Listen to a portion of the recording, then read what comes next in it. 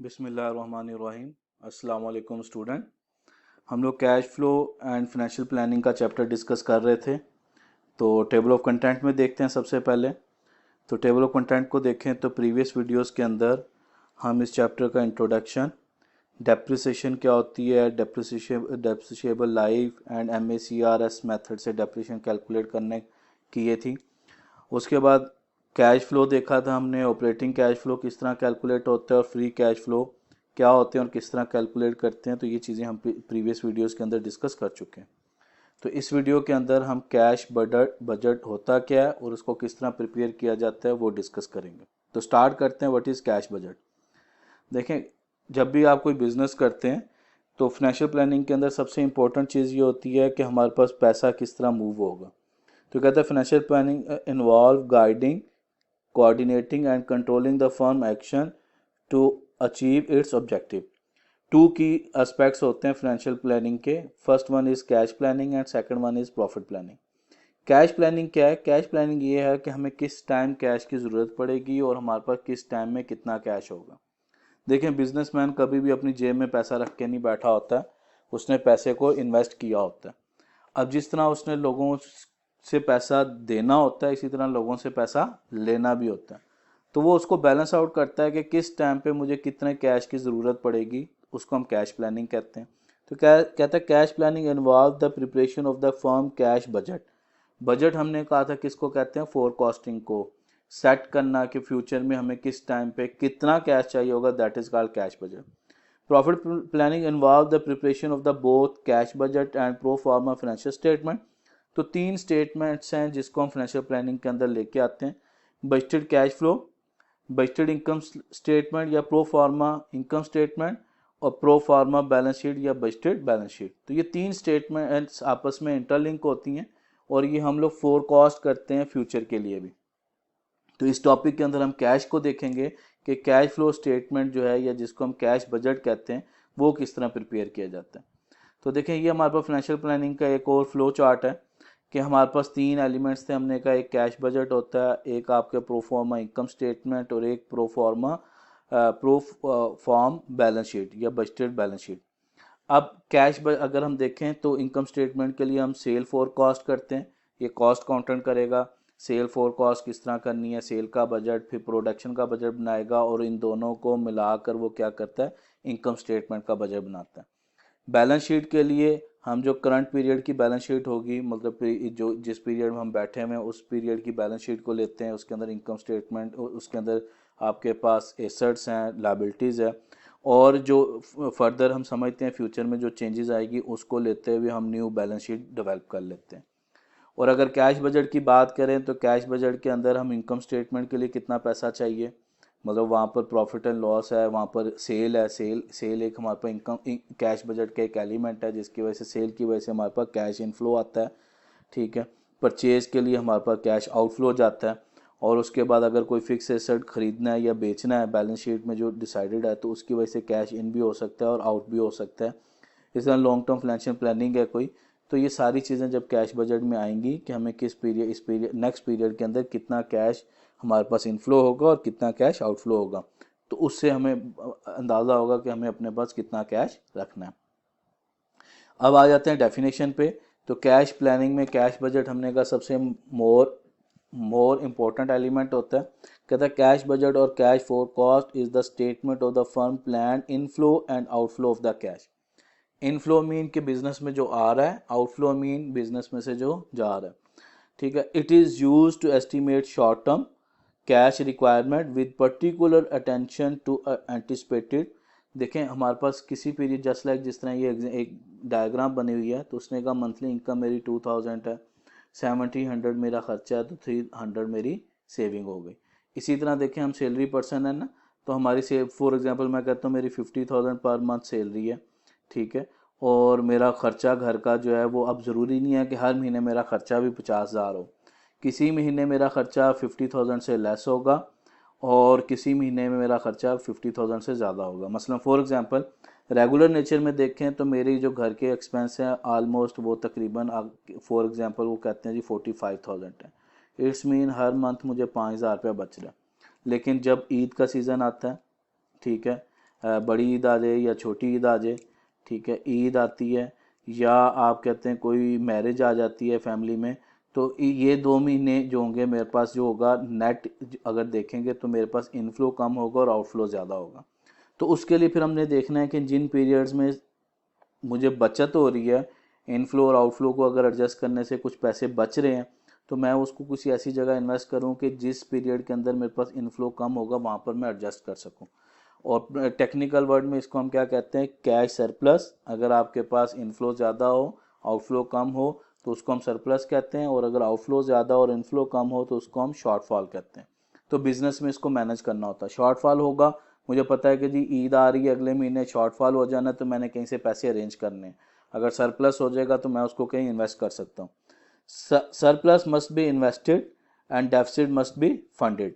The cash budget is useful tool for determining the timing of cash inflow and outflow during the given period. Typically monthly budgets are developed covering the 1 year time period. तो start करते हैं, आगे देखें इसका format. तो ये format होता है कैश बजट का कि हम कैश रिसीव ले लेते हैं डिफरेंट मंथ के अंदर। रिसीव जो होता है ये आपके पास इनफ्लो होता है, ठीक है। उसके बाद कैश डिस्बर्समेंट आपके पास आउटफ्लो होता है, ये आपके पास कैश आउटफ्लो आ गया। इसको एडजस्ट करते हैं तो नेट कैश आ गया। उसमें हम बिगनिंग कैश, बिगनिंग बैलेंस जो होता है वो ऐड कर देते हैं, तो एंडिंग बैलेंस आ जाता है हमारे पास। तो और फिर हम देखते हैं कि मिनिमम कितने चाहिए। जस्ट लाइक अगर मैं अपनी बात करूं तो मेरे पास, मैंने फॉर एग्जांपल बच्चे स्टूडेंट पढ़ते हैं बेटे दोनों, तो और तो उनका 10,000 उनकी स्कूल की फ़ीस है। इसी तरह मैंने ऑफिस गाड़ी पे आना जाना था, 10,000 पेट्रोल लग जाता है। तो इट्स मीन कुछ आए या ना आए 20,000 का एक्सपेंस तो मिनिमम मुझे हर हाल में चाहिए। और इन 20,000 में से 10,000 तो स्टार्ट ऑफ द मंथ में चाहिए बच्चों की फ़ीस देने के लिए। तो इसको हम मिनिमम बैलेंस, तो हम मिनिमम बैलेंस रखेंगे। तो मिनिमम बैलेंस भी जब लेस करेंगे तो हमें पता चलेगा कि हमारे पास सरप्लस में चीज़ें आ रही हैं, एक्सीड कर रहा है, या हमें किस महीने में शॉर्ट हो गया। तो हमें, अगर शॉर्ट होगा तो हमें फिनेंसिंग की ज़रूरत पड़ेगी, और अगर एक्सेस कर जाएगा तो हम उसको सेविंग की साइड पे या इन्वेस्टमेंट की साइड पे लेके जा सकते हैं। एग्जांपल करते हैं।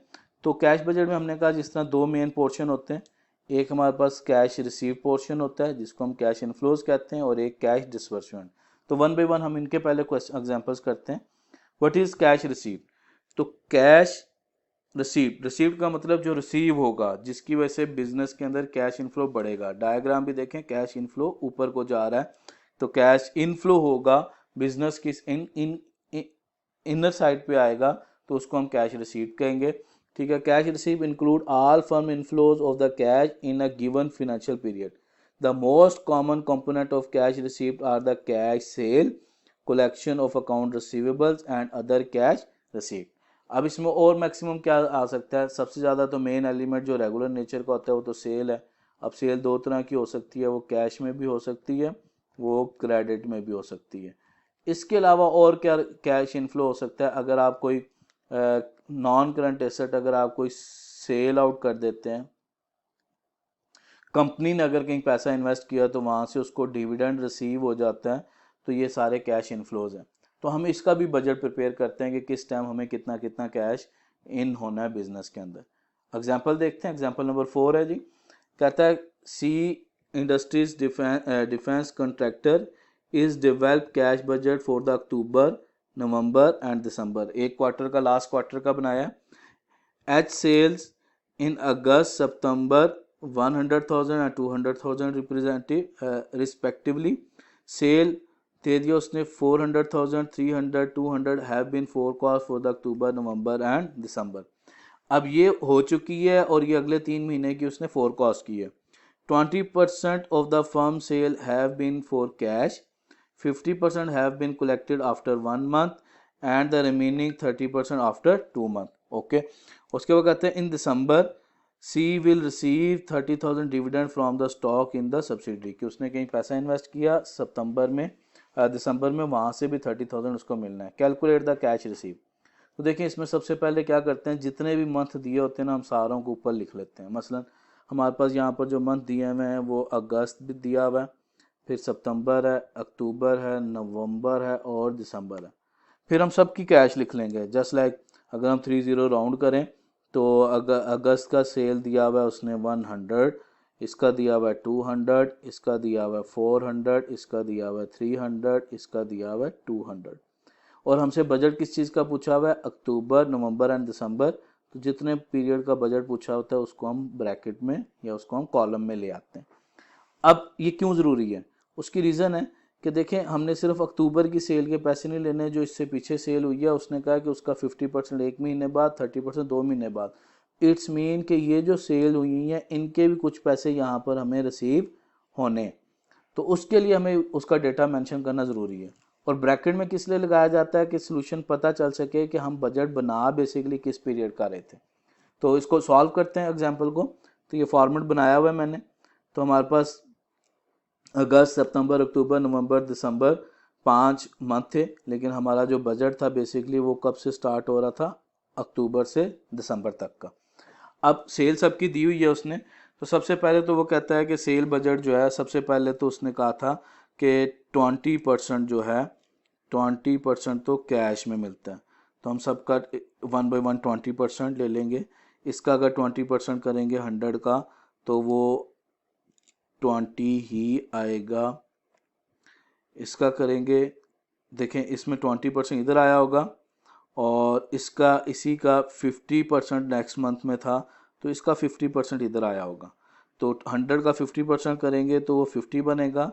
और इसका 30% जो थर्ड मंथ में जाना था, उसने क्या बोला हुआ था? Remaining 30% after 2 month. It's mean अगस्त का बाकी जो 30% है वो 2 मंथ, तो फर्स्ट वन और ये दैट इज सेकंड मंथ, तो यहाँ पर आया होगा 30 का। ठीक है। उसके बाद अगर हम बात करें सितंबर की, तो सितंबर में 200 है। 200 का 10% इधर 20% इधर आना था। 200 का 20% लें तो 40। 50% इसमें से इधर आना था सेकंड मंथ में। तो सितंबर के लिए फर्स्ट मंथ अक्टूबर बना, तो यहाँ पर 50% 100। और उसके बाद सेकंड मंथ में आना था 30%, तो वो बना 60। इसी तरह अगर हम बात करें अक्टूबर की, तो अक्टूबर के अंदर 400 80% उसका लेंगे तो 20% तो 80। और 1 महीने बाद उसका हमने लेना था 50%, तो वो नवंबर में 200 और यहाँ पर जाके वो आ जाएगा 120। ठीक है। और इसी तरह अगर नवंबर की बात करेंगे, तो नवंबर के अंदर हमारे पास दोबारा नवंबर के अंदर हमें 20% मिला $60 का, 50% इधर मिल जाएगा। और बाकी जो अमाउंट है तो देखें आगे भी हम बना सकते हैं। दिसंबर के बाद अगले साल का जनवरी आ जाएगा और अगले साल का फेब आ जाएगा। तो अगर हम बात करें कि अगर इसके बाकी पैसे किधर जाएंगे, तो 30% तो इधर इसके मिलने थे, वो कितने बन जाएंगे? 150 प्लस 60, तो यहाँ पर आपके पास 90 तो इधर चलेंगे। और इसी तरह अगर दिसंबर की बात करें तो इसका 20% इधर मिलना था। 200 का 20% लेंगे तो 40 बनेगा। 50% इसका इधर मिलना था तो 100 इधर आ जाएगा।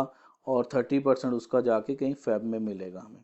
ठीक है। तो ये हमारे पास, लेकिन हमें डेटा चाहिए सिर्फ इस पीरियड का, तो ज़रूरी नहीं आप जनवरी और फरवरी की भी कैलकुलेशन करें। तो ये तो हमारे पास आ गया बजट कैश सेल का। उसके बाद उसने अदर एलिमेंट क्या दिया हुआ था कैश के लिए? उसने कहा था दिसंबर के अंदर आपको 30,000 का डिविडेंड भी मिलेगा। तो इन दिसंबर 30,000 का अदर कैश जो है हम इसमें लिख सकते हैं, वो क्या है? डिविडेंड है। तो 30,000 का डिविडेंड, तो 3 जीरो आउट करेंगे तो 30 आ गया।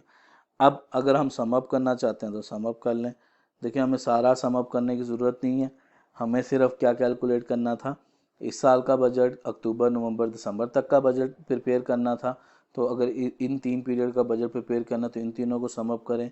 80, 100 और 30 को सम करेंगे तो 210। नवंबर को अगर देखें 60, 200 और 60 को सम अप करें तो ये 320। और 40, 150, 120, 30 को सम अप करें तो ये बनेगा 340। तो ये हमारे कैश इनफ्लोज आगे बजटेड। बट अगर हम अगस्त और सितंबर का भी देखना चाहते हैं तो इसको भी देख लें। अगस्त में हमें $20 रिसीव हो रहे हैं और यहाँ पर हमारे पास 90। और अगर हम इधर चले जाएं तो यहाँ पर 190 और यहाँ पर 60। अब इसकी ज़रूरत क्या पड़ती है हम वो बाद में डिस्कस करते हैं। तो ये हमारा कैश बजट की अगर बात करें तो हमने अक्टूबर, नवंबर, दिसंबर का कैश बजट प्रिपेयर कर लिया। लेकिन अगर क्वेश्चन में कोई पूछ लेता है कि आपके पास दिसंबर के बाद आपके पास अकाउंट पेएबल कितने हैं, अकाउंट पेएबल में जिनके पैसे देने हैं, तो देखिए हमने दिसंबर के बाद ये जो पैसे हैं ये हमें कैश इनफ्लो है जो हमें फ्यूचर में मिलेगा। तो अकाउंट ये सारे क्या कहलाएंगे, अकाउंट रिसीवेबल। ठीक है, तो अगर हम ये देखना चाहते हैं कि at the end of the day हमारे पास अकाउंट रिसीवेबल बढ़े हैं कि कम हुए हैं, तो ये हमारे पास इस क्वार्टर से स्टार्ट में ये अकाउंट रिसीवेबल थे। ठीक है, और ये क्वार्टर के बाद हैं, तो हम इसको कंपेयर करके 90 + 20 ये हो गया 110। तो स्टार्ट ऑफ द क्वार्टर हमारे पास 110 के जो थे अकाउंट रिसीवेबल थे, और एंड ऑफ द पीरियड में हमारे पास 190 + 60 करेंगे तो $250 के अकाउंट रिसीवेबल्स हैं। इट्स मीन हमारे अकाउंट रिसीवेबल की वैल्यू बढ़ गई। तो बट इस क्वेश्चन के अंदर सिर्फ एग्जांपल में पूछा हुआ था कैश बजट अक्टूबर नवंबर दिसंबर का, तो वो हमने प्रिपेयर कर लिया। आगे चलते हैं। सेकंड जो मेन एलिमेंट था that is called cash disbursement. Cash disbursement का मतलब क्या होता है, आउटफ्लो। ठीक है, तो आउटफ्लो अब कौन कौन सी रीजन हो सकती हैं। सबसे main element of the outflow तो कैश परचेज होता है। उसके बाद अगर आपने क्रेडिट पे परचेज किया तो payment of the account payable है। अगर आपने लैंड वगैरह जो है रेंट पे ली हुई है तो उसकी अमाउंट आ जाएगी। Wages, tax, fix asset outlay purchase करते हैं अगर आप कोई फिक्स एसेट तो आपका आउटफ्लो हो जाएगा। इंटरेस्ट पेमेंट करते हैं, कैश डिविडेंड देते हैं, प्रिंसिपल अमाउंट पे करते हैं, repurchase of retirement of the asset, तो ये सारे आउटफ्लोज हैं। और आउटफ्लो की वजह से आपके पास क्या होगा, कैश कम होगा।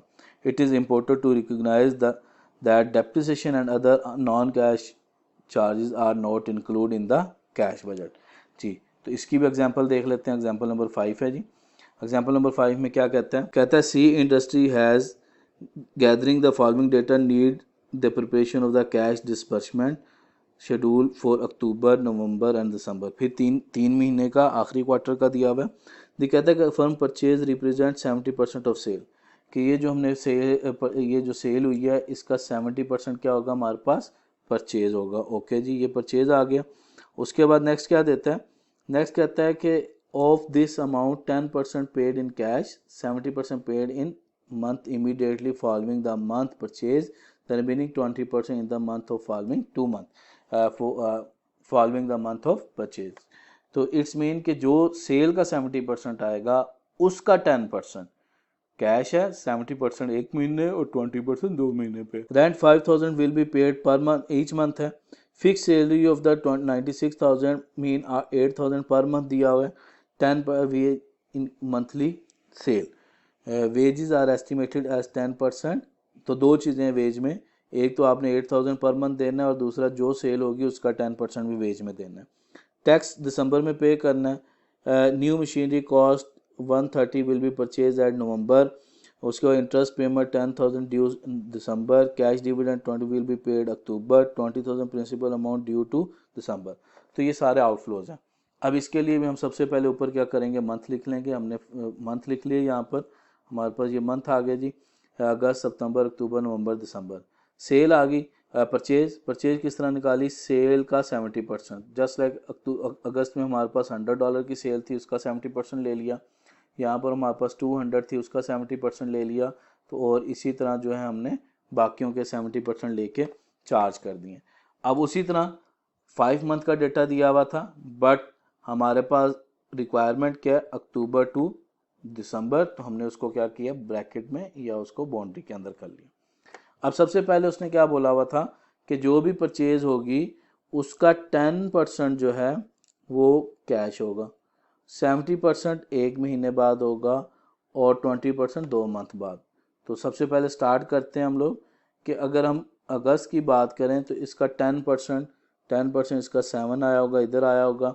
70% इधर आया होगा $49 और 20% 7 को मल्टीप्लाई बाय 2 $14 इधर आया होगा। तो एक चीज़ याद रखिएगा, जब भी हम कैलकुलेशंस करेंगे तो एक चीज़ ध्यान में रखिएगा कि हम एक साल को पकड़ेंगे, एक पीरियड को, और उसको एंड तक लेके जाएंगे। इस तरह कैलकुलेशन चलेंगे, रादर देन हम इस तरह कैलकुलेशन नहीं करेंगे। अगर इस तरह कैलकुलेशन करेंगे तो क्वेश्चन गलत होगा।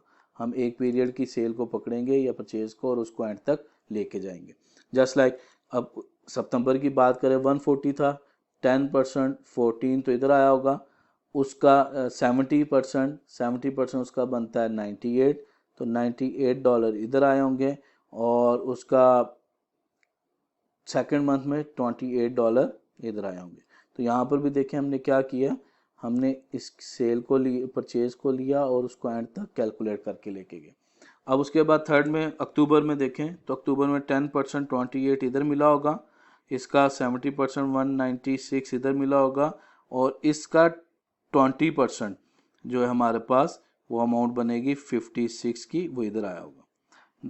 इसी तरह हम नवंबर की बात करें तो 10% 21 और इसका 70% आएगा 147, और उसका अगर हम फर्दर 20% देखें तो वो हमारे पास बनेगा 42। और इसी तरह हम थर्ड को करते हैं, दिसंबर में 10% 14 और यहाँ पर 98, और उसके अगले महीने में हमें कितना मिलेगा 28। तो ये हमारे पास आ गए परचेज का पोर्शन।